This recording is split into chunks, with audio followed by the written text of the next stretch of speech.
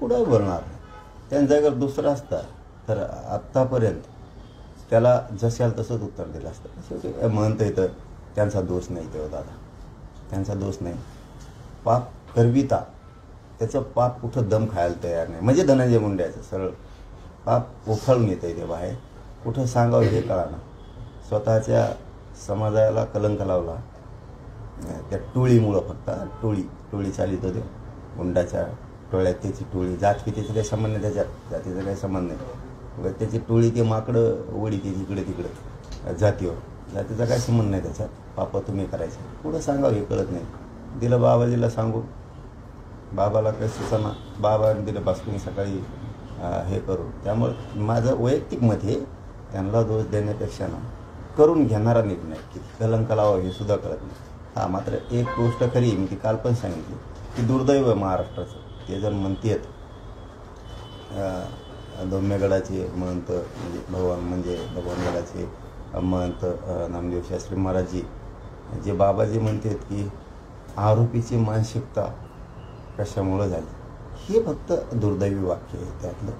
कारण म्हणजे तुम्ही आरोपी पण ओळखाय आणि संतोष भायाचं कुटुंब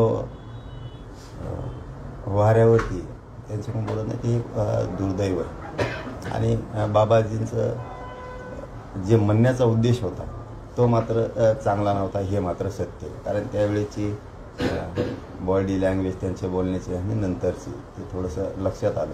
पण एक विश्वास होता, कारण शेवटी त्यांनी ज्या आशयावरती पाठिंबा दिला होता असा अंदाज आहे की त्या समुदायाचा विषय नाही तर सगळ्या परिसरातले जाती धर्माचे लोक धोम्यगडाला भगवानगडाला मानणार आहेत.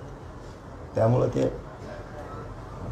ते शक्य नव्हतं ते बोललेले. ठीक आहे, त्यांनी ते पाठराखण करायचा प्रयत्न केला असेल, पण मी हेही सांगितलं होतं की ते मात्र त्याच्यात दुरुस्ती करतील. पश्चाताप म्हणून का होईना किंवा जे काय शब्द असतील त्याला अध्यात्मात त्यांनी ते केलं.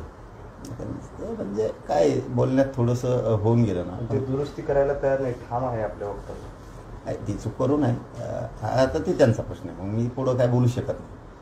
ते त्यांचा प्रश्न आहे. कारण तुम्हाला जर नुसती सलाईन लावली आणि उशी काहीतरी रक्त आलं म्हणून तुम्ही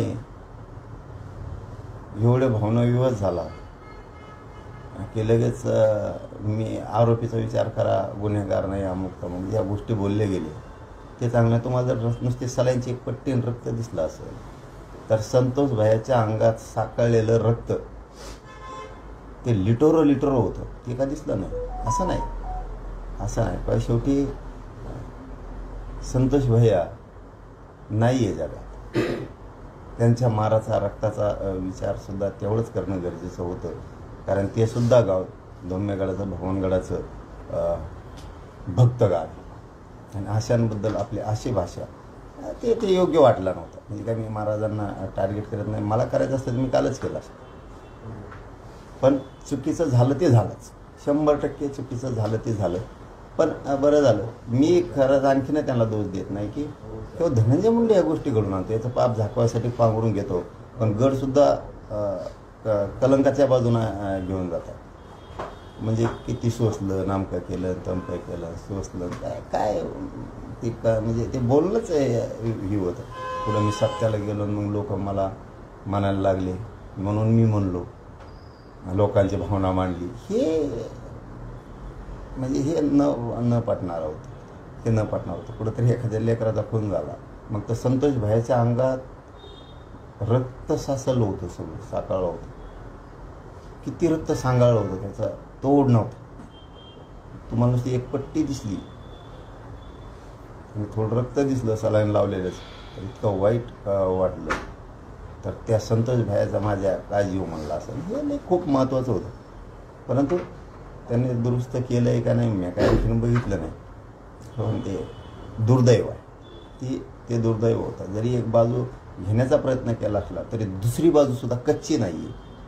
त्याचं ऐकून बाबाजींना बोलणं म्हणजे एक बाजू जरी तुम्हाला पक्की वाटत असली तर दुसरी बाजू बी कच्ची नाही आहे ना. कुठल्या उद्देशानं आपण कोणता शब्द वापरतो हे बाबाजींनाच लक्षात आणायला पाहिजे होतं. की आपला वापर करून आपल्याला तर नाही ना डाग लावणार.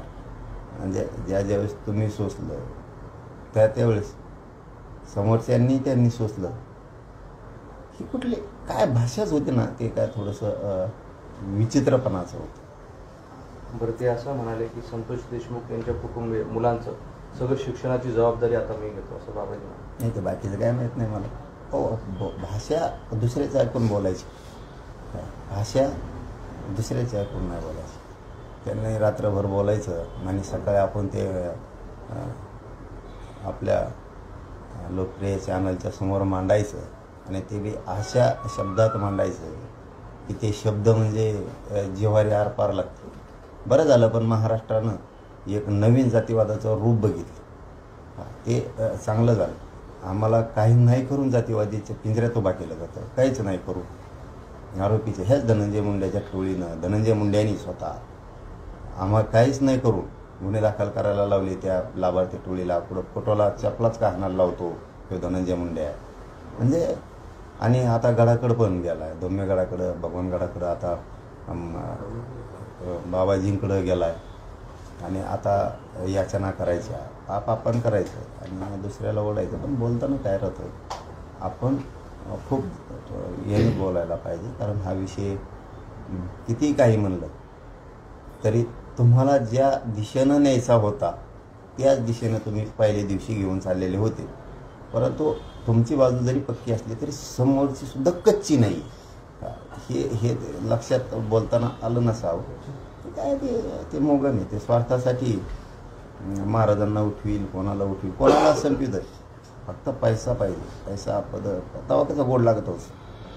पैसे गोळा करायला लावायचे एकाला, खंडणी मागायला लावायचे एकाला, खुणं करायला लावायचे एकाला, तेव्हा गोड लागत होतं. गाड्या घोड्या घेऊन यांनी शायनिंग मारणे, राजकारणात पैसा उडविणे, मौज मजा करणे, लोकांचे लेकरं मारून टाकणे, हे. आणि आता ती फेटी ते पापती याच्यासाठी केलं आणि फेडतोय ते. आता पळतोय धम्यगडावर जाय, भाऊ इकडं जाय, तिकडं जाय, बाबाजींकडं जाय, भगवानगडांच्या महंतांकडे जाय.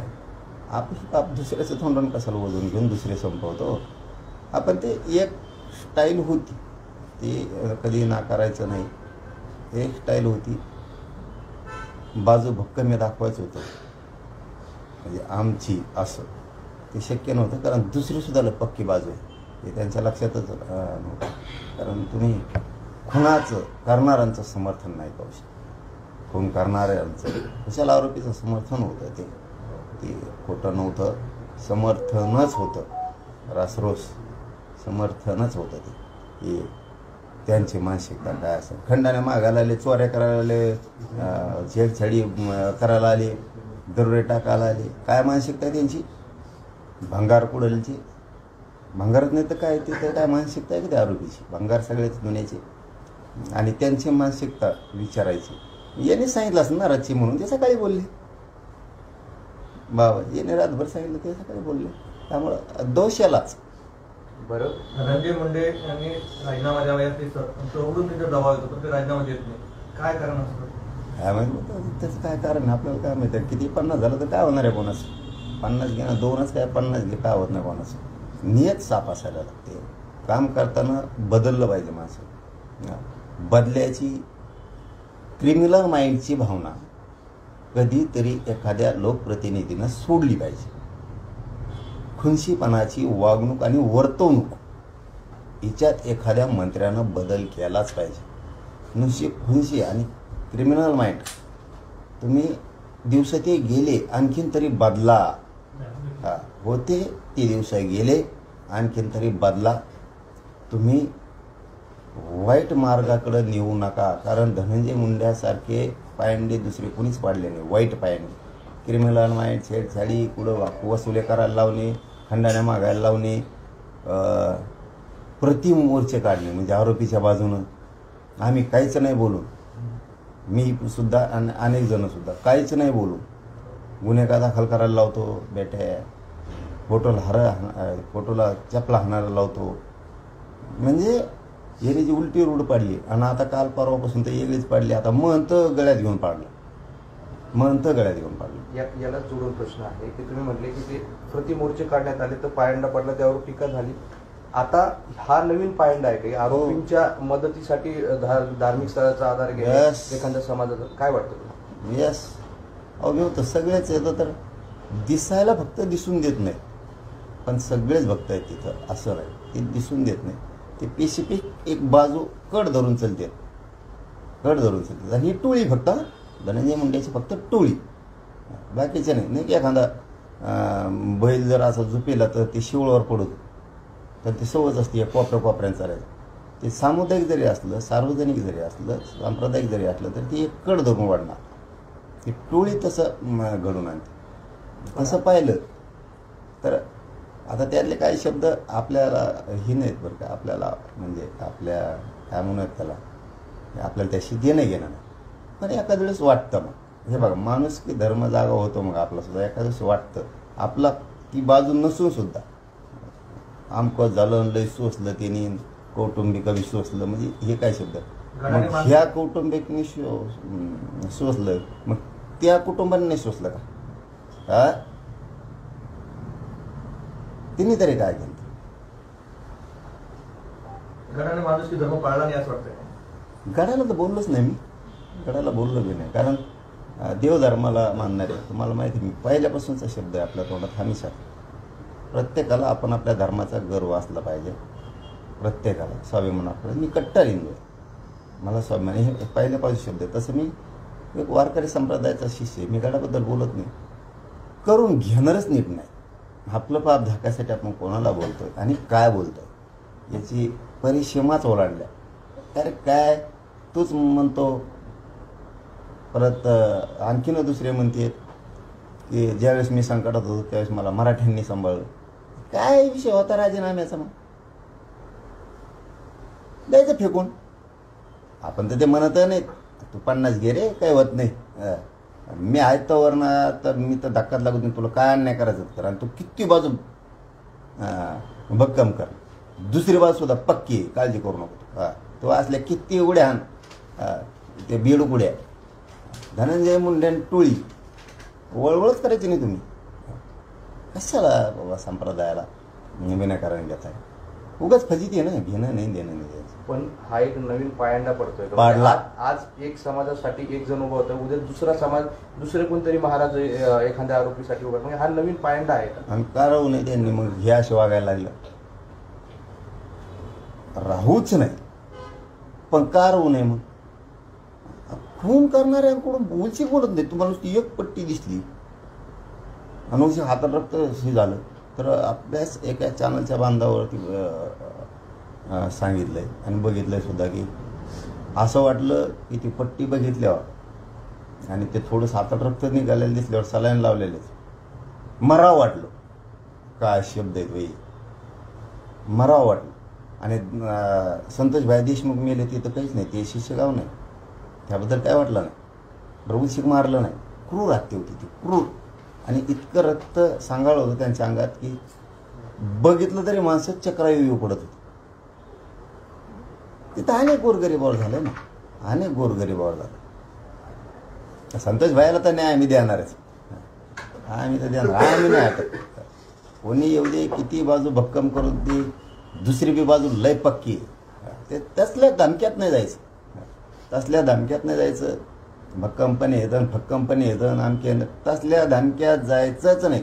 हा सुतासारखं सोयीचं सरळ करून घेतलं पाहिजे, चांगलं केलं पाहिजे, व्यवस्थित बाजू राहिली पाहिजे, सामंजस्याची भूमिका राहिली पाहिजे. पाड्या असतात तुम्हाला, पाड्याचे राग येतात. मग काय तुम्ही काय अमृत पिऊन आणले का? तुम्हाला काय केलं त्याचे राग येतात, तुम्हाला राग येतात. बाकीचे बिगार रागायचे आहेत का? मग तुम्ही भक्कम आहेत तर बाकीचे काय कच्चे आहेत का? मग म्हणजे अनेक प्रश्न आता धनंजय मुंडेच उपस्थित करायला. बाबाजींचं काय नाही बाबा, त्या मी काल सांगितलं होतं की नाही, ते शक्यतो बळच बोलायला लावलं असलो, दवसा फिवसा देऊन काही, तर ते दुरुस्त करतील. बाबाजींचं असं देखील म्हणणं आहे की हा माझा वैयक्तिक म्हणे, वैयक्तिक मी कोणाशी पाठी उभा राहावं, हा संविधानिक अधिकार आहे माझा. नाही आहे ते मान्य आहे. मी म्हणतो मला लई गडावरून बाबाजीवर बोलायचं नाही, पण एक ज्यावेळेस प्रमुख भूमिकेत स्पीकर असतो एखादा माणूस, महंत एखादी प्रमुख भूमिकेत असते, त्यांना शक्यतो, माझ्या ज्ञान आहे तेवढंच बोलणार मी, शक्यतो वैयक्तिक जीवन नसतंच. त्यांना सामुदायिकच जीवन असतं. एवढं थोडंसं मला उली अक्कल आहे म्हणजे माझ्या. कारण कुठलेही महंत असू, ती लहान व्यक्ती नसते. कुठलेही, कोणताही आखाडा असू द्या, कोणताही धर्म असू द्या, आपल्यात भरपूर धर्म आहेत, असे कोणी पण असू द्या, शक्यतो महंतांना वैयक्तिक जीवन नसतंच. त्याला भाबडेपणा म्हणायचं. आणि आपल्यातली एक कट्टरताची विचार, ते गपदिशी अध्यात्म विसरून एका प्रवाहाकडे जाणं हे चुकीचं. अध्यात्माचे विचार अचानक विसरून आपले कट्टर विचार भरदिशी एका दिशेला न्यायचे हे चुकीचं. आणि ते बी कसल्या बी टोळ्या चालवणाराच ऐकून, बलात्कारी, खुनी, डाके, अजिबात नको. परंतु आता ज्याची त्याची ही असते, परंतु ते विषय खूप गंभीर आहे, खूप गंभीर आहे. की तुम्ही जर आरोपीची मानसिकता कशी झाली हे जाणून घेतलं नाही. त्याची कशी झाली, ती गेलं तर शेण खायला, ते गेलं तर डाके टाकायला, ते गेलं तर खंडाण्या मागायला, लोक मारून टाकायला. जसं एखाद्या माणसाला एखाद्या माणसाची माया येते, तशी एखाद्या गरीबाच्या दलित बांधवांच्या लेकराला जर हाणायला लागलं तर माणूस जातोच ना. आता तुम्हाला माझ समोर हाणायला लागल्यावर मी सोडायला तरी जाईल ना, राव, सोडायला तरी जाईल ना. तुम्ही खंडाण्यासाठी तिथं गेलात आणि तुम्हीच परत उलट प्रश्न विचारायचा त्याचं ऐकून की त्यांची मानसिकता का झाली असं, बरं कोण करायची ते बी मीडियाने दाखवायला पाहिजे होतं. म्हणजे ते खंडाया मागायला जाते, छेडछाडीला जाते, डाक्या टाकायला जाते, बलात्कार करायला जाते, त्यांना रोखायचं नाही काय. म्हणजे हे शोभणारं ते वाक्यच नाही.